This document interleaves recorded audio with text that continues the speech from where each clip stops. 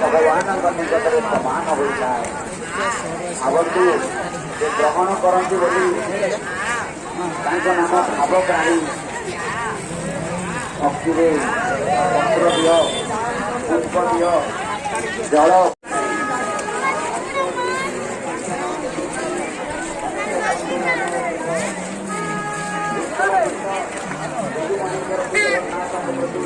ଅଜଣା ଭକ୍ତି ଥିଲା।